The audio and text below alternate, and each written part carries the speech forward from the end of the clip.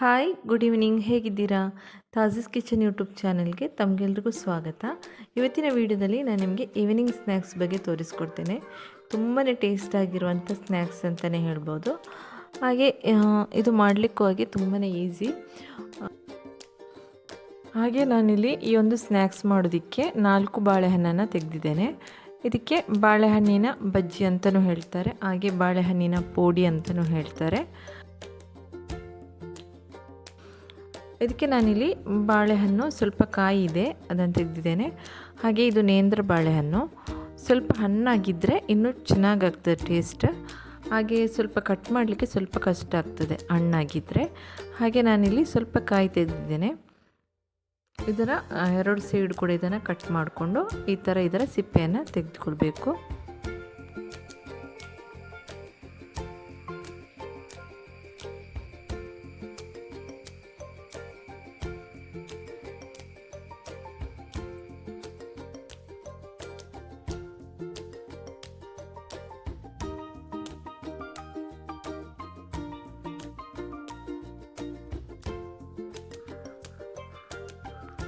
ಇವಾಗ ಇದರ ಸಿಪ್ಪೆನೆಲ್ಲ ತೆಗೆದಾಗಿದೆ. ಇವಾಗ ಇಲ್ಲಿ ನಾನು ಕಟ್ ಮಾಡ್ಕೊಳ್ತಾ ಇದ್ದೇನೆ. ಒಂದು ಬಾಳೆಹಣ್ಣಲ್ಲಿ ನಮಗೆ 3 ಪೀಸ್ ಕೂಡ ಮಾಡ್ಬೋದು, ಹಾಗೆ 4 ಪೀಸ್ ಕೂಡ ಮಾಡ್ಬೋದು. ನಾನಿಲ್ಲಿ 4 ಪೀಸ್ಗಳನ್ನು ಮಾಡ್ತಾಯಿದ್ದೇನೆ. ಒಂದು ಬಾಳೆಹಣ್ಣಿಂದ 4 ಪೀಸ್ಗಳನ್ನು ಮಾಡ್ತಾಯಿದ್ದೇನೆ. ಈ ಥರ ಉದ್ದವಾಗಿ ಕಟ್ ಮಾಡ್ಕೊಳ್ಳಿ.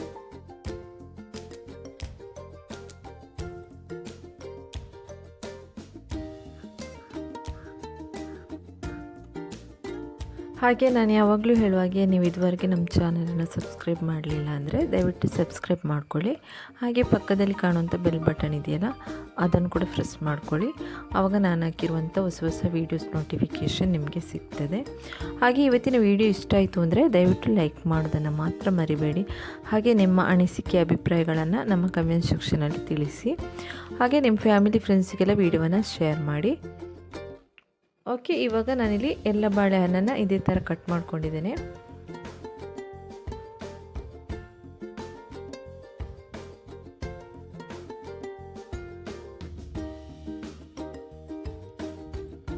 ಹಾಗೆ ಇದನ್ನು ಇವಾಗ ಫ್ರೈ ಮಾಡೋದಕ್ಕೆ ಹಿಟ್ಟನ್ನು ರೆಡಿ ಮಾಡಿಕೊಳ್ಬೇಕು. ಹಾಗೆ ನಾನಿಲ್ಲಿ ಅಗಲವಾಗಿರುವಂಥ ಬೌಲಲ್ಲಿ ಹಿಟ್ಟನ್ನು ಕಳಿಸ್ಕೊಳ್ತಾ ಇದ್ದೇನೆ. ಯಾಕಂದರೆ ಬಾಳೆಹಣ್ಣು ಉದ್ದ ಇರ್ತದಲ್ವ, ಸ್ವಲ್ಪ ಅಗಲವಾಗಿರುವಂಥ ಪಾತ್ರೆಯಲ್ಲಿ ಚೆನ್ನಾಗಾಗ್ತದೆ ಹಿಟ್ಟು ಕಳಿಸ್ಲಿಕ್ಕೆ. ಹಾಗೆ ನಾನಿಲ್ಲಿ 1 ಕಪ್ ಆಗುವಷ್ಟು ಮೈದಾ ಪೌಡ್ರನ್ನು ತೆಗೆದಿದ್ದೇನೆ. ಹಾಗೆ 2 ಟೇಬಲ್ ಸ್ಪೂನ್ ಆಗುವಷ್ಟು ರೈಸ್ ಫ್ಲೋರ್ ಕೂಡ ಹಾಕ್ಕೊಳ್ತಾ ಇದ್ದೇನೆ. ಇದಕ್ಕೆ ಮೈನಾಗಿ ಬೇಕು ರೈಸ್ ಫ್ಲೋರು, ಯಾಕಂದರೆ ಸ್ವಲ್ಪ ಕ್ರಿಸ್ಪಿಯಾಗಿ ಬರ್ತದೆ, ಅದಕ್ಕೋಸ್ಕರ. ಹಾಗೆ ನಾನಿಲ್ಲಿ ಇಡ್ಲಿ ಹಿಟ್ಟಿರ್ತದೆ ನೋಡಿ, ಅದನ್ನು ಹಾಕ್ಕೊಳ್ತಾ ಇದ್ದೇನೆ. 1/4 ಕಪ್ ಆಗುವಷ್ಟು ಹಾಕ್ಕೊಳ್ಳಿ. ನಾನಿಲ್ಲಿ ಸ್ಪೂನಲ್ಲಿ ಹಾಕ್ಕೊಳ್ತಾ ಇದ್ದೇನೆ. ಹಾಗೆ ನಾನಿಲ್ಲಿ 4 ಸ್ಪೂನಷ್ಟು ಹಾಕ್ತಾ ಇದ್ದೇನೆ.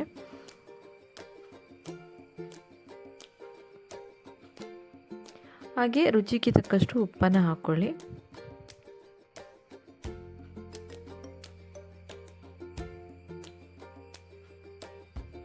ಹಾಗೆ ಶುಗರನ್ನು ಕೂಡ ಹಾಕ್ಕೊಳ್ತಾ ಇದ್ದೇನೆ. ನಾನಿಲ್ಲಿ 3 ಸ್ಪೂನ್ ಆಗುವಷ್ಟು ಶುಗರನ್ನು ಹಾಕ್ಕೊಳ್ತಾ ಇದ್ದೇನೆ.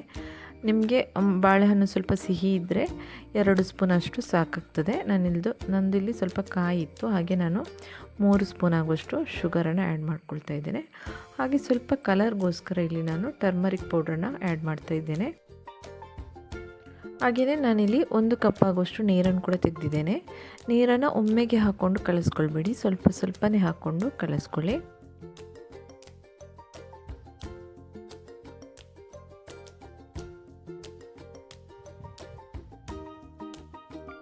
ಹಾಗೆ ಹಿಟ್ಟು ತುಂಬ ತೆಳುವಾಗಬಾರ್ದು, ಸ್ವಲ್ಪ ಗಟ್ಟಿ ಇರಬೇಕು. ನಾನು ಯಾವ ಥರ ಅಂತ ಸ್ಪೂನಲ್ಲಿ ತೆಗೆದು ನಿಮಗೆ ತೋರಿಸ್ತೇನೆ.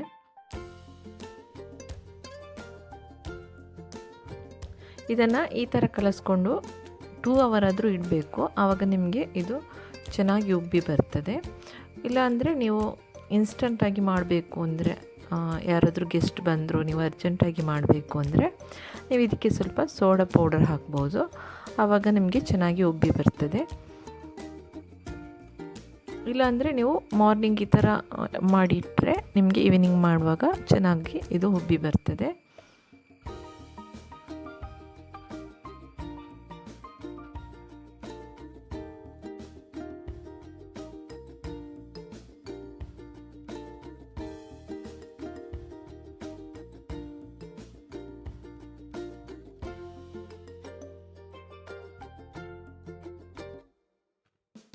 ಇವಾಗ ನೋಡಿ ಇದು ಹಿಟ್ಟು ಕಲಸಿ ಆಗಿದೆ.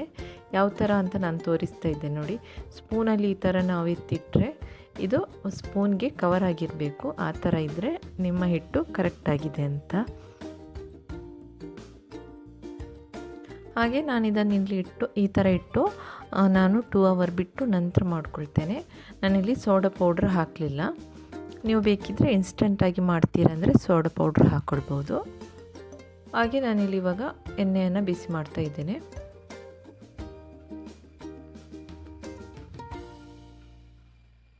ನನಗೆ 1 ಕಪ್ಪಲ್ಲಿ ನೋಡಿ ಸ್ವಲ್ಪ ನೀರು ಇನ್ನೂ ಕೂಡ ಬಾಕಿಯಾಗಿದೆ. 1 ಕಪ್ಪು ಫುಲ್ಲಾಗಿ ಯೂಸ್ ಆಗಲಿಲ್ಲ, ಸ್ವಲ್ಪ ಬಾಕಿಯಾಗಿದೆ. ಹಾಗೆ ನಾನಿಲ್ಲಿ ಎಣ್ಣೆ ಬಿಸಿಯಾಗಲಿಕ್ಕೆ ಇಡ್ತಾ ಇದ್ದೇನೆ.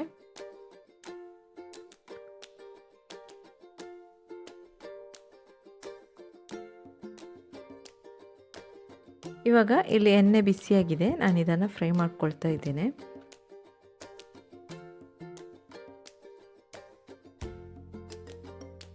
ನಾವು ಎಣ್ಣೆಗೆ ಹಾಕಿದ ಕೂಡಲೇ 2 ಸೈಡ್ ಕೂಡ ಚೆನ್ನಾಗಿ ಉಬ್ಬಿ ಬರ್ತದೆ, ನಿಮಗೆ ಕಾಣ್ತಾ ಇರ್ಬೋದು. ಚೆನ್ನಾಗಿ ಫ್ರೈ ಆದ ನಂತರ ಇದನ್ನು ತೆಗೀರಿ.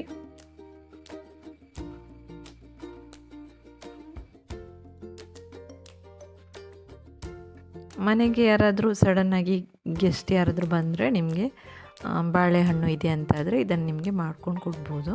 ತುಂಬಾ ಈಸಿ ಮಾಡಲಿಕ್ಕೂ, ಹಾಗೆಯೇ ತಿನ್ನಲಿಕ್ಕೆ ತುಂಬಾ ಟೇಸ್ಟಾಗಿರ್ತದೆ.